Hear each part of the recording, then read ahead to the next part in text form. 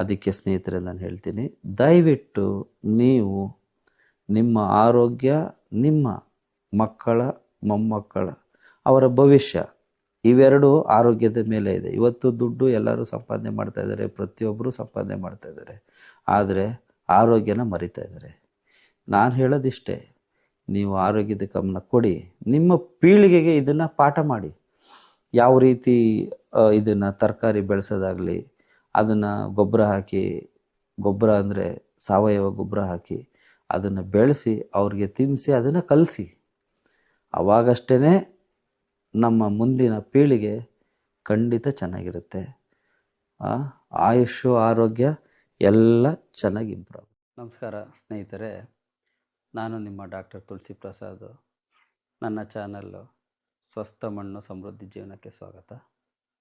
ನಾನು ಕಳೆದ ಸಂಚಿಕೆಯಲ್ಲಿ ಮಣ್ಣಿನ ಬಗ್ಗೆ ಮಾತಾಡ್ತಾ ಆದಷ್ಟು ಸಾವಯವ ಕೃಷಿ ಮಾಡಿ ನಿಮ್ಮ ಎಲ್ಲರ ಆರೋಗ್ಯವನ್ನು ಹೆಚ್ಚಿಸ್ಕೊಳ್ಳೋಣ ಅಂತ ಹೇಳಿದ್ದೆ.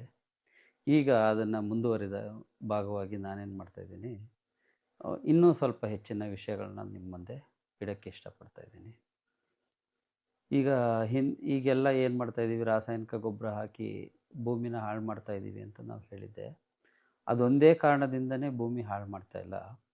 ನೈಸರ್ಗಿಕವಾಗಿ ಸ್ವಾಭಾವಿಕವಾಗಿ ಇದ್ದಂತಹ ಭೂಮಿಯನ್ನು ನಾವೇನು ಮಾಡ್ತಾಯಿದ್ದೀವಿ, ನಮ್ಮ ಇಷ್ಟ ಬಂದ ಹಾಗೆ ಅದನ್ನು ಮಟ್ಟ ಮಾಡೋದು, ಉಳೋದು, ಅಗಿಯೋದು, ಬಗೆಯೋದು ಮಾಡಿ ಏನು ಮಾಡ್ತಾಯಿದ್ದೀವಿ, ಮಣ್ಣನ್ನು ಹಾಳು ಮಾಡ್ತಾಯಿದ್ದೀವಿ.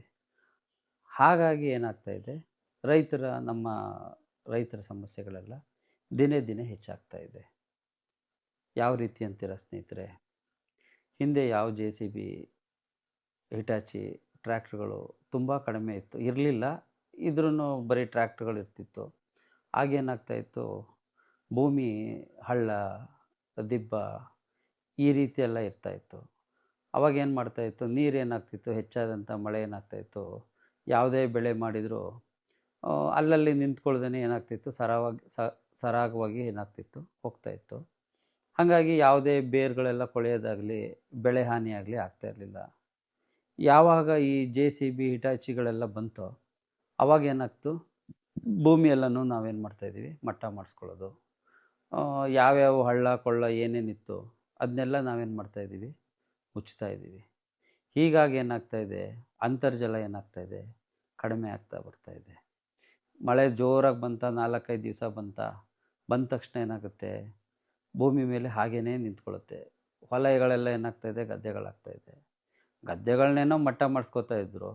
ಈಗೇನು ಮಾಡ್ತಾಯಿದ್ದೀವಿ, ನೀವು ಹೊಲಗಳನ್ನೆಲ್ಲ ಮಟ್ಟ ಮಾಡಿಸ್ಕೊಂಡು ಹೊಲಕ್ಕೂ ಗದ್ದೆಗಳಿಗೂ ಏನು ವ್ಯತ್ಯಾಸ ಗೊತ್ತಾಗ್ತಾಯಿಲ್ಲ.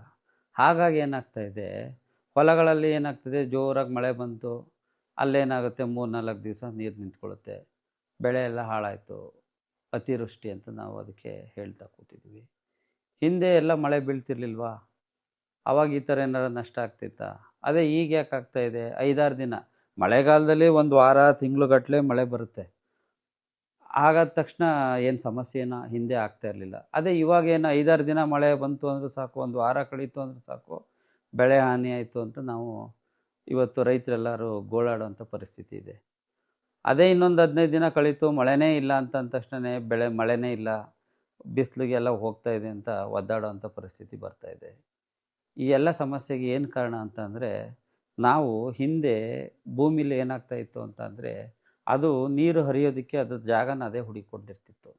ಅವಾಗೇನಾಗ್ತಿತ್ತು, ನೀರು ಹೆಚ್ಚಾಗಿದ್ದ ನೀರೆಲ್ಲ ಏನಾಗ್ತಿತ್ತು, ನಮ್ಮ ಜಮೀನು ಒಳಗಡೆ ಯಾವುದೋ ಒಂದು ಹಳ್ಳದಲ್ಲೋ ಕೊಳದಲ್ಲೋ ಹೋಗಿ ಏನಾಗ್ತಾಯಿತ್ತು, ಅದು ಸ್ಟಾಕ್ ಆಗಿ ಅಂತರ್ಜಲನ ಜಾಸ್ತಿ ಮಾಡ್ತಾಯಿತ್ತು. ಇವತ್ತೇನಾಗಿದೆ, ಎಲ್ಲ ಮಟ್ಟ ಮಾಡಿರೋದ್ರಿಂದ ಏನಾಗ್ತಾಯಿದೆ, ನೀರು ಅಲ್ಲೇ ನಿಂತ್ಕೊಳ್ಳುತ್ತೆ, ಅಲ್ಲೇ ಆವಿಯಾಗುತ್ತೆ. ಯಾವುದೇ ಹಳ್ಳ, ಕೆರೆ, ಕೊಳ್ಳ ಯಾವುದು ತುಂಬ್ತಾ ಇಲ್ಲ, ಅಂತರ್ಜಲ ಜಾಸ್ತಿ ಆಗ್ತಾಯಿಲ್ಲ. ಇವತ್ತು 300 ಅಲ್ಲ 500 ಅಡಿ ತೆಗೆದ್ರೂ ನೀರು ಎಲ್ಲೂ ಬರ್ತಾಯಿಲ್ಲ. ಉದಾಹರಣೆಗೆ ನಮ್ಮ ಏರಿಯಾದಲ್ಲೆಲ್ಲ ಸ್ವಲ್ಪ ಹೊಗೆ ಸೊಪ್ಪು ಜಾಸ್ತಿ ಬೆಳಿತೀವಲ್ಲ, ಏನಾಗಿದೆ ಪರಿಸ್ಥಿತಿ, 1 ವಾರ ಮಳೆ ಹೋಯ್ತು ಅಂತಂದರೆ ಎಲೆಗಳೆಲ್ಲ ಹಾಗೇ ಮಂಕಾಗಿ ಹೋಗುತ್ತೆ, ಕ್ವಾಲಿಟಿ ಕಮ್ಮಿ ಆಗುತ್ತೆ, ಕ್ಯೂರಿಂಗ್ ಸರಿಯಾಗಿ ಬರಲ್ಲ, ರೇಟು ಕಡಿಮೆ ಆಗುತ್ತೆ.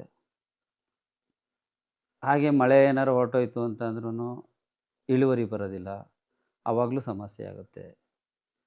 ಇವೆಲ್ಲ ಸಮಸ್ಯೆಗೆ ಏನು ಕಾರಣ ಅಂದರೆ, ಭೂಮಿನ ನಾವು ಮಟ್ಟ ಮಾಡ್ಕೋತಾ ಇರೋದೇ ಮುಖ್ಯವಾದ ಕಾರಣ. ಅವೈಜ್ಞಾನಿಕವಾಗಿ ಇಳಿಜಾರಿತ್ತಾ, ನೀರನ್ನು ತಡಿಬೇಕಾ, ನಾವು ಮಟ್ಟ ಮಾಡ್ಕೋಬೇಕಾಗಿಲ್ಲ. ಅಲ್ಲಲ್ಲಿ ಟ್ರೆಂಚ್ ತಗೊಂಡು ನೀರನ್ನು ತಡೆ ಹಿಡ್ಕೊಂಡು ಭೂಮಿ ಒಳಗಡೆ ಇಂಗಿಸೋವಂಥ ಕೆಲಸ ಮಾಡಬೇಕೇ ಹೊರತು ನಾವೇನು ಮಾಡ್ತಾಯಿದ್ದೀವಿ, ಅದನ್ನು ಪೂರ್ತಿ ಮಟ್ಟ ಮಾಡಿ ಮಾಡಿ ಮಾಡಿ ಏನು ಮಾಡ್ತಾಯಿದ್ದೀವಿ, ನೀರನ್ನು ಸರಿಯಾದ ರೀತಿಯಲ್ಲಿ ಸಮರ್ಪಕವಾಗಿ ಉಪಯೋಗಿಸ್ಕೊಳ್ಳೋದಕ್ಕೆ ಆಗದೇ ನಷ್ಟ ಮಾಡ್ತಾ ಕೂತಿದ್ದೀವಿ. ಸ್ನೇಹಿತರೆ, ಕೇವಲ ಇದೊಂದೇ ವಿಚಾರ ಅಲ್ಲ. ನಾವು ಈ ಹಿಂದೆ ನಾವು ಕೊಡಗು ಮತ್ತು ವಯನಾಡಿನಲ್ಲಿ ಆದಂಥ ಘಟನೆಗಳನ್ನ ನಾವು ಮರಿಬಾರ್ದು. ಅಲ್ಲೇನಾಯ್ತು ಹೇಳಿ, ಈ ರೆಸಾರ್ಟು, ಹೋಮ್ ಸ್ಟೇ ಇವೆಲ್ಲ ಮಾಡೋಕ್ಕೋಸ್ಕರ ಏನು ಮಾಡಿದ್ರು ಹೇಳಿ, ಆ ಗುಡ್ಡ ಬೆಟ್ಟಗಳನ್ನೆಲ್ಲನೂ ಏನು ಮಾಡಿದ್ರು, ಮಟ್ಟ ಮಾಡೋಕ್ಕೆ ಹೋದರು. ಅವೇನಾಯ್ತು ಹೇಳಿ, ಕುಸಿದು ಒಂದು ಸಣ್ಣ ಪುಟ್ಟ ಮಳೆ ಬಂದಿದ್ದಕ್ಕೇ, ಒಂದು ವಾರ 10 ದಿನ ಮಳೆ ಬಂದಿದ್ದಕ್ಕೇ ಏನಾಯ್ತು ಹೇಳಿ, ಎಲ್ಲ ಕುಸಿದೋಯ್ತು. ಎಲ್ಲ ಮನೆಗಳೆಲ್ಲ ಬಿದ್ದೋದ್ವು. ರೆಸಾರ್ಟ್ ಊರೇ ನಾಶ ಆಗೋಯ್ತು. ಎಲ್ಲಿತ್ತು ಅನ್ನೋದೇ ಗೊತ್ತಾಗಲ್ಲ, ಆ ಮಟ್ಟಿಗೆ ನಾಶ ಆಯಿತು. ಇದೇ ಪರಿಸ್ಥಿತಿ ನಮ್ಮಲ್ಲಿ ಆಗುತ್ತೆ ಅಂತಲ್ಲ, ಇನ್ನೂ ಯಾವುದೋ ರೀತಿ ವಿಚಿತ್ರವಾಗಿ ಮುಂದೆ ನಮಗೆ ಸಮಸ್ಯೆನ ತಂದುಬಿಡ್ಬೋದು. ಅದಕ್ಕೆ ಸ್ನೇಹಿತರೆ ನಾನು ಹೇಳ್ತೀನಿ, ಆದಷ್ಟು ಯಾವ ರೀತಿ ನೈಸರ್ಗಿಕವಾಗಿ ನಾವು ಕೃಷಿಯನ್ನು ಮಾಡೋದು ತುಂಬ ಒಳ್ಳೆಯದು. ಪ್ರಕೃತಿ ಮಾತೆ ಜೊತೆಗೆ ನಾವು ಹೆಜ್ಜೆ ಹಾಕ್ಕೊಂಡು ಹೋಗ್ತಾರೆ ಮುಂದೆ ನಮಗೆ ಒಳ್ಳೆಯದಾಗುತ್ತೆ ಹೊರತು ಪ್ರಕೃತಿಗೆ ವಿರುದ್ಧವಾಗಿ ಅದಕ್ಕೆ ನಾವು ನೋಯಿಸಿ, ಅದಕ್ಕೆ ಸಮಸ್ಯೆ ಮಾಡಿ, ಅದಕ್ಕೆ ಪೆಟ್ಟು ಕೊಟ್ಟು ನಾವೇನಾದರೂ ಈ ರೀತಿ ವ್ಯವಸಾಯನೋ, ಅಗ್ರಿಕಲ್ಚರು ಅಥವಾ ವ್ಯವಹಾರನೋ ನಾವು ಮಾಡೋಕ್ಕೋಯ್ತು ಅಂದರೆ ಮುಂದೆ ಸಮಸ್ಯೆ ಕಟ್ಟಿಟ್ಟ ಬುತ್ತಿ. ಅದರಿಂದನೇ ಸ್ನೇಹಿತರೆ ನಾನು ಹೇಳ್ತೀನಿ, ನಾವು ಯಾವಾಗಲೂ ಪ್ರಕೃತಿ ಜೊತೆಗೇ ಹೆಜ್ಜೆ ಹಾಕೋಣ. ಪ್ರಕೃತಿ ಬಿಟ್ಟು ನಾವು ಹೋಗೋದನ್ನು ಬಿಡೋಣ. ಹಾಗಾದರೆ ಮಾತ್ರ ಪ್ರಕೃತಿ ನಮ್ಮನ್ನು ರಕ್ಷಣೆ ಮಾಡುತ್ತೆ. ನಾವು ಪ್ರಕೃತಿನ ರಕ್ಷಣೆ ಮಾಡಿದಷ್ಟು ಪ್ರಕೃತಿ ನಮ್ಮನ್ನು ರಕ್ಷಣೆ ಮಾಡುತ್ತೆ. ಈ ವಿಚಾರ, ಈ ವಿಡಿಯೋ ನಿಮಗೆ ಇಷ್ಟ ಆದರೆ ದಯಮಾಡಿ ಇದನ್ನು ಸಬ್ಸ್ಕ್ರೈಬ್ ಮಾಡಿ, ಹಾಗೂ ಇದನ್ನು ನಿಮ್ಮ ಸ್ನೇಹಿತರ ಜೊತೆಗೆ ಹಂಚ್ಕೊಳ್ಳಿ. ಇಂಥ ಒಳ್ಳೆಯ ವಿಚಾರಗಳನ್ನು ನಾನು ಪದೇ ಪದೇ ನಿಮ್ಮ ಮುಂದೆ ತರ್ತಾ ಇರ್ತೀನಿ. ಧನ್ಯವಾದ.